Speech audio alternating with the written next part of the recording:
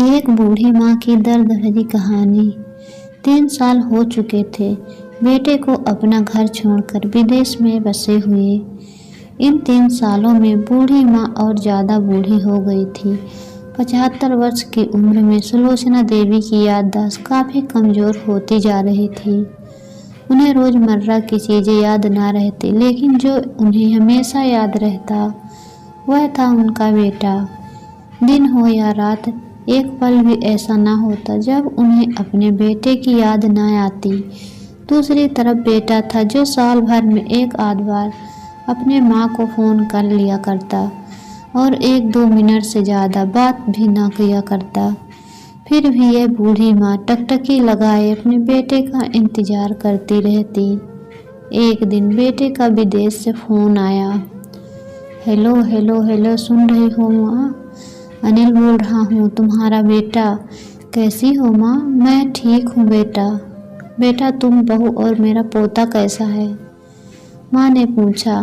सब अच्छे हैं माँ, मैं अगले हफ्ते गांव आ रहा हूँ माँ तुम्हें लेने। अब हम सब साथ में ही लंदन में रहेंगे।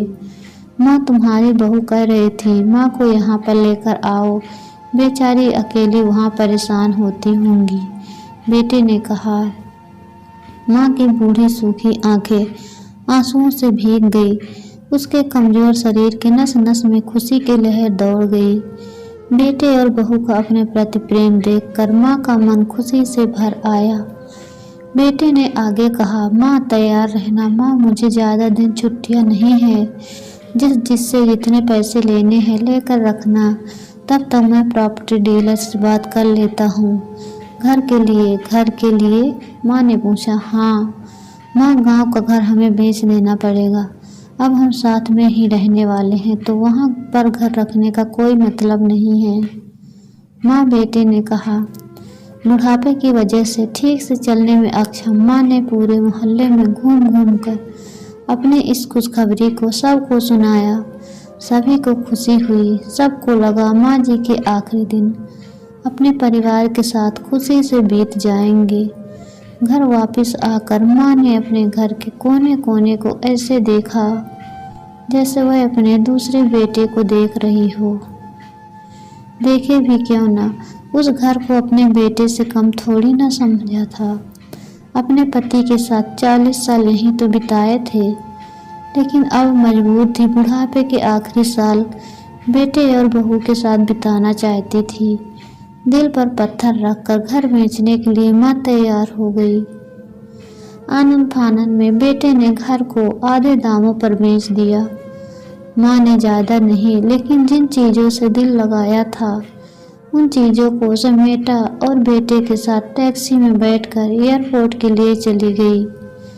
एयरपोर्ट पर आकर बेटे ने माँ से कहा, माँ तुम यहाँ बेंच पर बैठो, मैं सामान और बोर्डिंग पास की जांच करा कर आता हूँ। वहाँ वक्त लगता है और खड़ा रहना पड़ता है, तुम्हें तकलीफ होगी, तुम यहीं आराम करो। मैं यूँ गया और यूँ आया। माँ बेंच पर बैठ गई और बेटा अंदर चला गया। काफ़ी समय हो गया, बेटा वापस नहीं लौटा। माँ सोचने लगी, ज़्यादा भीड़ होगी इसलिए देर लग रही होगी। अंधेरा होने को आया। अब तो लोगों की चहलकदमी भी कम होने लगी। माँ को अब चिंता होने लगी। एक कर्मचारी ने आकर पूछा, किससे मिलना है माँ जी आपको? यहाँ पर क्यों बैठी हैं? डरती हुई आवाज़ में सुलोचना देवी बोली, मैं, मेरा बेटा अंदर सामान की जांच कराने गया है, लंदन जा रहे हैं हम। क्या नाम है माँ जी आपके बेटे का? कर्मचारी ने पूछा। अनिल नाम है मेरे बेटे का, सुलोचना देवी ने बताया। कर्मचारी अंदर गया और थोड़ी देर बाद बाहर लौटा। उसने सुलोचना देवी से कहा, माँ जी लंदन जाने वाली फ्लाइट तो दोपहर में ही जा चुकी है और आपका बेटा भी उस फ्लाइट में बैठकर लंदन जा चुका है। अब आपके यहाँ बैठने का कोई मतलब नहीं है, आप भी अपने घर चली जाइए।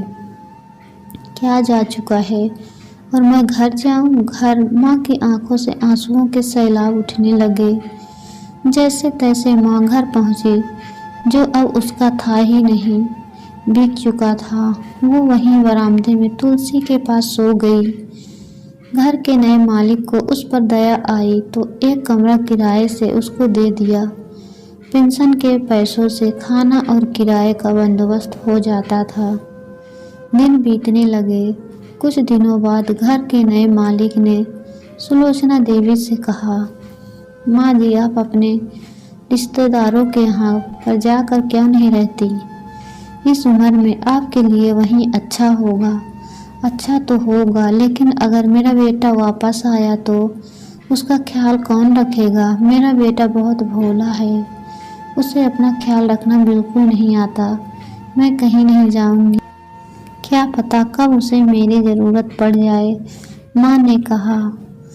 दोस्तों, इस कहानी के बारे में आपकी क्या राय है? कमेंट करके हमें ज़रूर बताएं। कहानी सुनने के लिए बहुत बहुत धन्यवाद।